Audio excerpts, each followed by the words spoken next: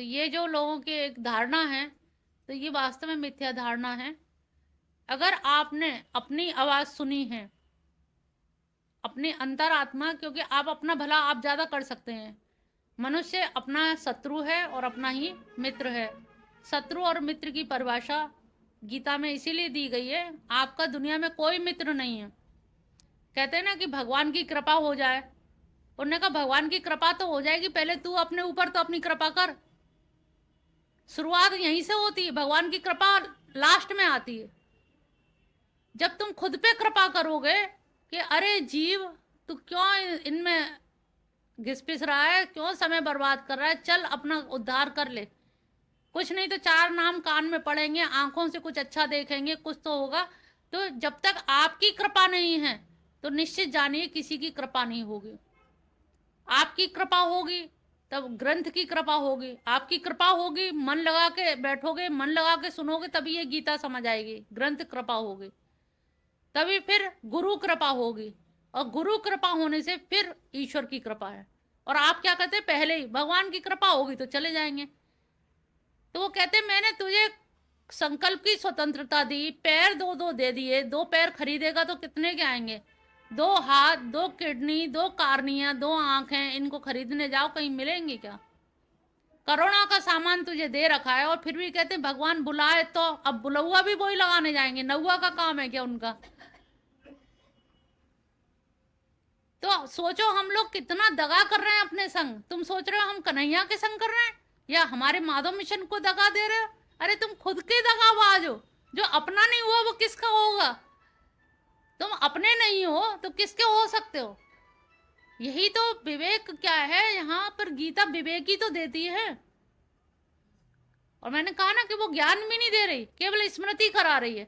तो आप भी स्मृति करो ना कि हाँ ये तो हमें भी पता था, ये तो सारी चीजें हमें भी पता थी, लेकिन जब तक अपने पे कृपा नहीं करोगे तो आपकी धारा नहीं मुड़ेगी। आप सोचें लोग, तुम्हारे घर के लोग तुम्हें कुछ प्रमोट करें या तुम्हें आप शाबाशी दें, हर व्यक्ति तुम्हारी अवहेलना करेगा, आलोचना करेगा। जब मीराबाई को नहीं छोड़ा, जो राजवंश से घराने से जुड़ी हुई थी, हम लोग तो बहुत साधारण से लोग हैं, तो हमारे ऊपर कहाँ कैसे क्या बच सकते हैं। तो लोगों का काम है कहना, कुछ तो लोग कहेंगे, लेकिन उसके बाद आपका दृढ़ निश्चय कितना है। आपका निश्चय होगा, आप पैदल भी चल दोगे तो कोई ना कोई सहायक हो जाएगा, चलो हम ही छोड़ जाते हैं। लेकिन जब तक आपकी कृपा अपने ऊपर नहीं है, तो यहाँ पर गीता में यही है कि हम अपने ऊपर भी अपनी कृपा करें, तब ग्रंथ कृपा, फिर गुरु कृपा, फिर ईश्वर कृपा। तो स्वभाव ही स्वभाव में बरत रहा है, कोई किसी को हानि नहीं पहुंचा सकता, ना किसी कुछ कर सकता। हम स्वयं ही इसके कर्ता धर्ता हैं, जो भी कुछ है हम स्वयं ही इसके, इसीलिए भोक्ता बन जाते हैं।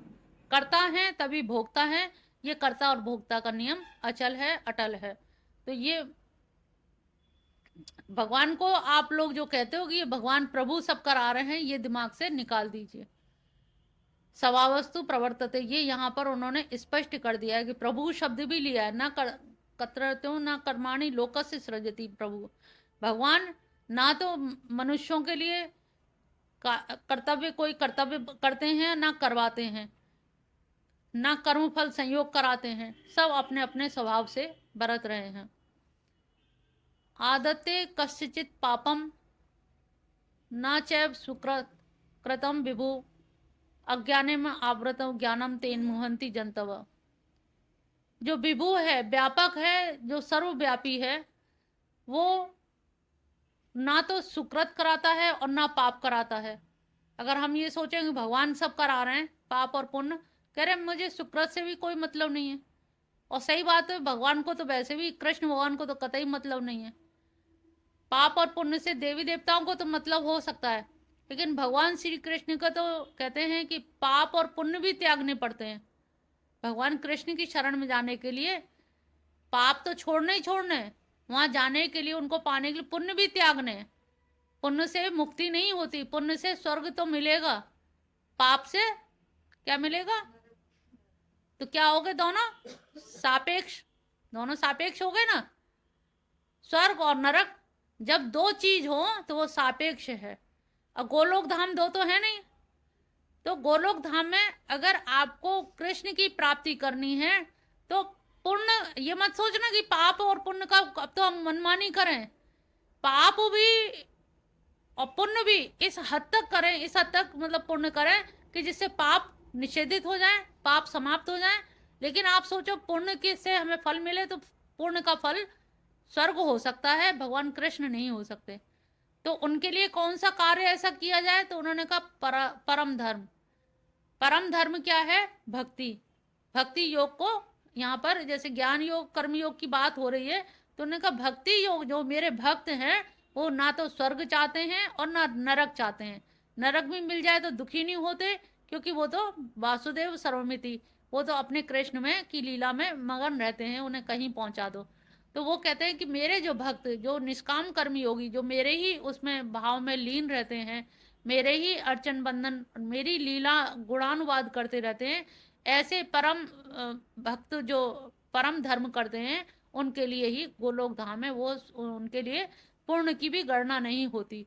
पूर्ण के बाद भक्ति का मतलब ये है कि वो गलत काम नहीं कर पाएगा। जो भक्त है वो किसी का अहित कर पाएगा, उसमें भी देखेगा अरे कहीं मेरे कृष्ण की अवहेलना ना हो जाए। कुछ गलत करेंगे तो हमारी कृष्ण का नाम बदनाम हो जाएगा। बहुत सारे काम तो हम इसीलिए नहीं कि भगवान इन तुम्हारी बदनामी ज्यादा हो जाएगी, हमें तो कोई जानता नहीं है, तुम्हें तीनों लोकों में जानते हैं, तो लोग तुम्हारी बदनामी ज्यादा करेंगे। इसलिए बहुत संभल के रहना पड़ता है कि तुम्हारे ऊपर कोई आक्षेप ना आ जाए। हमारी तो जैसे तैसे गुजर जाएगी, लेकिन आपका नाम बहुत है, विदेशों तक में भी है, तो आपके नाम पे कोई लालचन ना लगे कि लोग कृष्ण भक्ति में ऐसा हो गया। तो भगवान की अगर भक्ति पानी है तो वहाँ हमें पूर्ण भी चिंतित नहीं होना है कि पूर्ण करना है। हम जो पूर्ण करते हैं संकल्प युक्त होके करते हैं कि हम अब भागवत करवाएंगे, हम ये यज्ञ करवाएंगे। तो उन्होंने कहा संकल्प विहीन हो जाओ, होनी होगी तो हो जाएगी, आप संकल्प मत लो, क्योंकि संकल्पों में फिर योजना बनाओगे, फिर व्यस्त हो जाओगे, फिर उतने दिन नाम छूट जाएगा। तो नाम छूट के फिर पता लगा पूरा आयोजक तैयार हो गए और उनका नाम बहुत सारा हमारा पीछे रह गया। तो इससे अच्छा जितना नाम धन कमा सको उतना नाम धन कमाओ। उनके लिए यज्ञ करने की कोई जरूरत नहीं। यज्ञ तुम्हें बता ही दिया क्या है, और सन्यास बता ही दिया कि निर्द्वंद्व हो और आप सहन करने की सहनशीलता हो। तो यहाँ पर सन्यास की जो अवस्था है, यज्ञ की जो अवस्था है, दोनों की उन्होंने भिन्न भिन्न परिभाषा दी, और पाप और पुण्य से ऊपर उठ के परम धर्म की परिभाषा दी, जिससे कि भगवान श्री कृष्ण के प्राप्त कर सकते हैं। तो वो ना तो सुकृत कराते हैं और ना ही कोई पाप हमसे करवाते हैं। वो आदमी सब अपने आप ही हम लोग करने में लगे रहते हैं। अज्ञाने आवृतम ज्ञानम तेन मुहंति जनतव। सब अज्ञानी मनुष्य जो मोहित हो रहे हैं, तो उसे ज्ञान के द्वारा, अज्ञान को ज्ञान के द्वारा काटने की, या जो ढका हुआ है उसी से सब अज्ञानी मनुष्य मोहित हो रहे हैं। अब ढके होने की वजह से ज्ञान ने आवृत ज्ञानम, और ज्ञान अज्ञान से ज्ञान ढका हुआ है। अब कोई कहे सूर्य से, सूर्य को बदली ने छुपा रखा है, हालांकि छाया तो हो जाती है, लेकिन वास्तव में उसे छुपा नहीं रखा, थोड़ा सी एक छाया जरूर आती है। तो ऐसे ही हम लोगों के अंदर ज्ञान है, तो अज्ञान की एक छटा जो है वो उसे ढक तो देती है। उसी के लिए हमें इतने प्रयास करने पड़ते हैं कि अज्ञान नष्ट हो, अज्ञान नष्ट हो। लेकिन अज्ञान यहाँ बैठे उतनी देर नष्ट है, और सीढ़ी उतरते ही, जीटी रोड पार करते ही अज्ञान जहाँ था, अज्ञान स्टे ले लेता है कि मैं जहाँ हूँ मैं वहीं रहूंगा, वो हटता ही नहीं है। तो ये स्थिति हम सबकी होती है कि कैसे तैसे उसको आवृत को आवरण हटाते हैं। भैया प्याज के छिलका एक दो उतारे, दो चार उतारे, जब तक नीचे जाने की बारी, टाइम हो गया, टाइम हो गया। तो हमें अज्ञान को कैसे अनावृत करना है, अज्ञान पे जो विक्षेपण शक्ति है, जो हमें जो अपनी नहीं है उसको अपना दिखा देना, जो पराई है उसको, जो अपनी है उसे पराई दिखा देना। तो ये जो एक क्रम चल रहा है अज्ञान का, उस अज्ञान की वजह से ही सारे जीव मोहित हो रहे हैं। ज्ञानेन तो तद ज्ञानम येषाम नासित आत्मना तेषाम आदित्य व ज्ञानम प्रकाशति तत्परम। तत् वो उनका जो परम जगह है उसको आदित्य के ज्ञान के तरह से, आदित्य के प्रकाश की भांति उस ज्ञान को प्रकाशित करते हैं। ज्ञानेन तु तद अज्ञानम, ये शाम, जिनका अज्ञान को उस ज्ञान के द्वारा नाशित, यानी कि नाश्ता करता है या नाश कर देता है, समझ लो नाशित कर देता है, तो नष्ट कर देता है। परंतु जिनका ये अज्ञान परमात्मा के तत्व ज्ञान द्वारा, उनका ज्ञान सूर्य के सदृश उस संचित सच्चिदानंद परमात्मा को प्रकाशित कर देता है। अब सच्चिदानंद को प्रकाशित करने के लिए इसमें हम सबका प्रयास वही है, अज्ञान को कैसे ज्ञान में कन्वर्ट किया जाए। अगर ज्ञान है तो आदित्य की भांति प्रकाशवान है। अब जैसे ये लाइट जल रही है, इसमें हम कोई भी ग्रंथि खोलेंगे तो आसानी से खुल जाएगी, गांठ कोई भी होगी तो वो खुल जाएगी। लेकिन हम कितना बैठते हैं प्रकाश के पास, कितना समय देते हैं। भगवान के सानिध्य में जाओगे, कहते हैं ना ददामी बुद्धि योगम, तो वो खुद भी बुद्धि योग दे देते हैं। आप कहोगे संस्कृत पढ़ने की या हमें तो बुद्धि है नहीं गीता समझने की, लेकिन आते ही तुम प्रार्थना करो, हे प्रभु बुद्धि तुम ही देना, हमें समझ नहीं है इतनी कि हम तुम्हारी बात कही हुई को समझ सकें। और सही बात है, गीता को सही सही समझ पाना कठिन बात है। या तो गीता को भगवान कृष्ण समझते हैं या अर्जुन ने समझा, तीसरे आदमी ने, जिसने भी सुना, जिसने भी लिखा, वेद व्यास जी ने लिखा या गणेश जी से लिखवाया, तो जो भाव आशय उनका है, हम लोग तो सब भिन्न भिन्न आशय लगाया करते हैं। लेकिन हमारी क्या औकात है, क्या विसात है प्रभु कि आपकी गीता को हम लोग समझ सकें। हम लोग तो उसी मूढ़मती की तरह, जो किसान था जो नृत्य कर रहा था गीता को देख करके, कि उसने यही बताया कि मुझे गीता में पढ़ना कुछ नहीं आता, लेकिन मैं जब गीता खोल के बैठता हूँ तो मुझे सुदर्शन चक्रधारी कन्हैया नजर आते हैं, और उनको देख करके ही मैं बस प्रसन्न हो जाता हूँ, मुझे और कुछ नहीं चाहिए। तो वही भाव हम लोगों का है कि हम अगर उनसे एक एक शब्द के अर्थ की व्याख्या करेंगे तो भी वो बहुत संक्षिप्त होगी और वो बात भी नहीं आ पाएगी। आपके भाव, गीता पढ़ने का आशय ये कि हमारा मन चित्त आपके चरणों में अनुबंधित हो जाए। बस कैसे चित्त लगे कि वो, आप तो सहयोग पूरा कर रहे हैं, लेकिन कहीं ना कहीं कमी हमारी तरफ से ही है। जैसे अर्जुन की कमी थी, अर्जुन कहीं ना कहीं पीछे ठिठक रहा था, उनके उद्देश्य को वो सुन नहीं पा रहा था, समझ नहीं पा रहा था। तो यही चीज हम लोगों के मानव जाति के अंतर्गत है।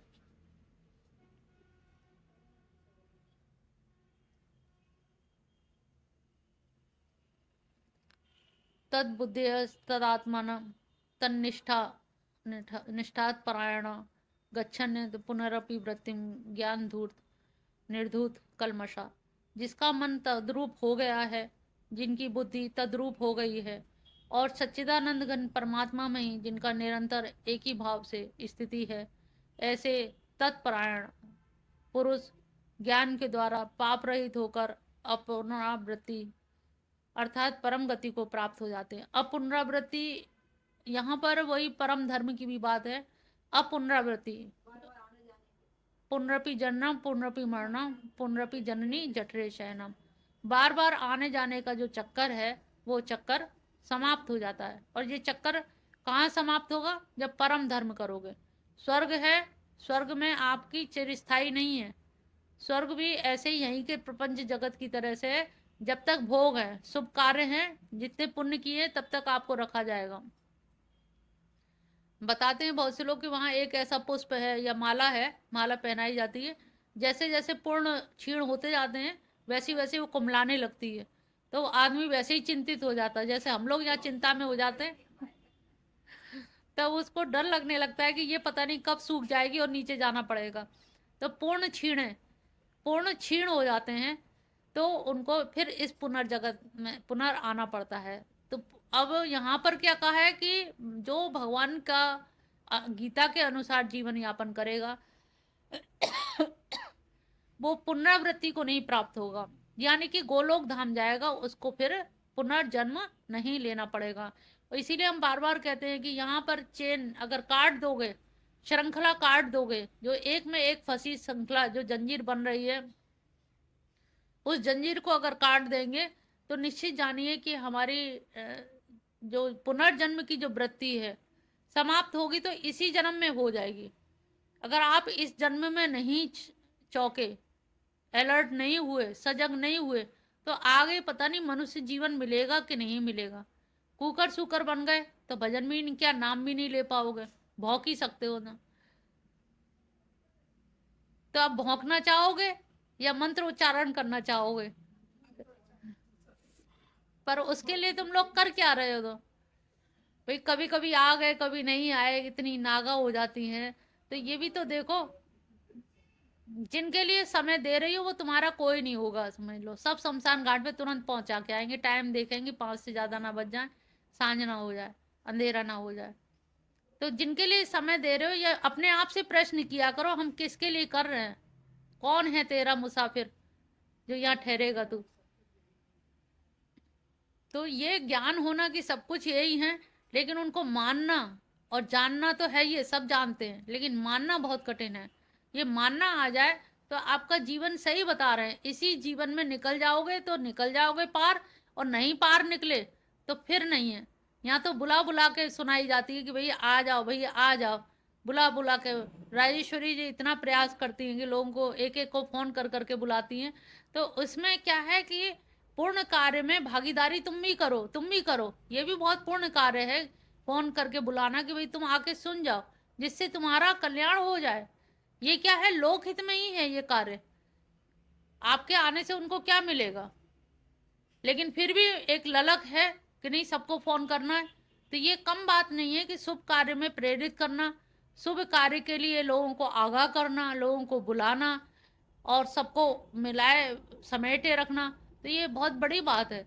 और उसको हम अगर उस मर्म को नहीं समझते हैं, तो ये समझ लो सबकी उम्र अब 60 के आसपास हो रही है, सबके निकलने की बारी हो रही है। कौन कब कहाँ चला जाएगा, एक आध सर्दी और बिता लो, सर्दियाँ बच जाए, सर्दी निकल जाए सही ढंग से। तो ये समझो कि हमारे भगवान, और सुबह उठा करो तो उनकी ऋणी समझा करो कि 2 किडनियां कितने की आती, प्रभु तुमने किडनी दे रखी है, आंखों की कार्निया दे रखी है, नाक कान हाथ, ये कूले की हड्डी, घुटने की, घुटने अभी भी सही है। तो ये सब जो इतना सब कुछ दे रखा है, तो इसके आप ऋणी हैं, इस बात को बार बार याद कर लिया करो। अर्जुन ने केवल याद किया था, सुमिरन बना रहे। सुमिरन हर धर्म में इस पर जोर दिया गया, वो चाहे सिख धर्म हो चाहे मोमडन हो, कोई भी हो, सुमिरन पे जोर दिया गया कि बस स्मरण बनाए रखो। वैसे तो तुम क्या चीज दे दोगे, तुम पे ऐसा क्या है जो उन पे नहीं है? कुछ दे नहीं सकते, लेकिन जो भाव हैं, भाव तो आप समर्पित करते हैं। भाव फ्री के भाव हैं, भाव में ना पैसा लगना है ना कुछ लगना है, बेभाव है भाव। लेकिन वो भी हम नहीं दे पाते, भगवान भाव के भूखे हैं, और भाव भी नहीं दे पाते। तो हमसे ज्यादा कंजूस कौन होगा? हमारी जैसी स्थिति जरा सा, क्योंकि खुद विश्लेषण करो, सुनने से ज्यादा इसीलिए हमारे यहाँ पे मनन पे जोर दिया जाता है। श्रवण तो करो ही करो, श्रवण के साथ साथ मनन करो, और मनन करोगे तभी ये चीजें आएंगी कि हाँ, तब दृढ़ निश्चय होगा कि मुझे ये करना चाहिए, मेरा ये कर्तव्य है। अब मेरी उम्र इतनी हो गई है, और अब जो उम्र है वो सारे कष्ट, सारी सुख सब मेरे हाथ में है। मैं सुखी रहूं, पापी बन के जीऊं या पूर्णात्मा बन के जीऊं। तो वो पहले भी उन्होंने कहा ना कि जब तू इस लोक में ही नहीं कर सकता तो परलोक की तो बात ही क्या है। तो हम इस लोक में तो अच्छे बने ही बने, पूर्ण आत्मा बने ही बने, और जब पूर्ण आत्मा इस लोक में होंगे तो परलोक में भी हमारे लिए जगह होगी। तो यहाँ पर अब पुनरावृत्ति जो शब्द दे दिया, ये बहुत बड़ी चीज दे दी कि ऐसी किसी की भी आराधना नहीं है जहाँ अब पुनरावृत्ति हो।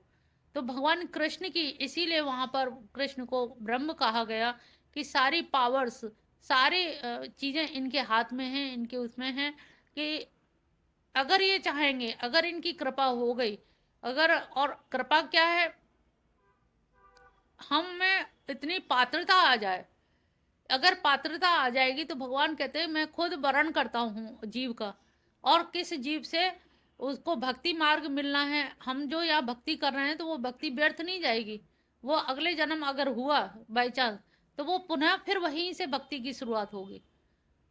तो और चीजों में यही है, वैदिक धर्म में कहा कि जहाँ त्रुटि हो जाती है तो वो वहीं से वहीं नष्ट हो जाता है, संकल्प खंडित हो गया। लेकिन यहाँ पर क्या है, संकल्प रहित है, हमें आना है, इतनी माला करनी है, जितनी ज्यादा ज्यादा नाम जपना है। नाम अजपा जप में क्या है, गिनती भी नहीं होती है। तो अजपा जप कर रहे हैं, तो उससे क्या है कि हमारी ऐसा परम धर्म बन जाएगा जिससे हमारा जन्म नहीं होगा। अब आप लोग सोच रहे होंगे जन्म लेने में है तो आनंद, लेकिन ये नहीं देखा कि गर्भावस्था में कितना कष्ट उठाना पड़ता है। उसके बाद तुम लोग इतने पढ़े लिखे, फिर इतने यहाँ तक हुए, अब गीता सुनने आ पा रहे हो। अब अगली बार जन्म में फिर इतनी मेहनत होगी, फिर पता नहीं माधव मिशन मिलेगा कि ना मिले। ये अपॉर्चुनिटी, एक मौका मिल रहा है, इसमें चूक गए तो चूक ही गए फिर। तो हमें चूकना नहीं है। कैसे इन परिस्थितियों को, इन सब चीज़ों को हमें कैसे लेके चलना है, ये थोड़ा सा सबको ध्यान रखना है।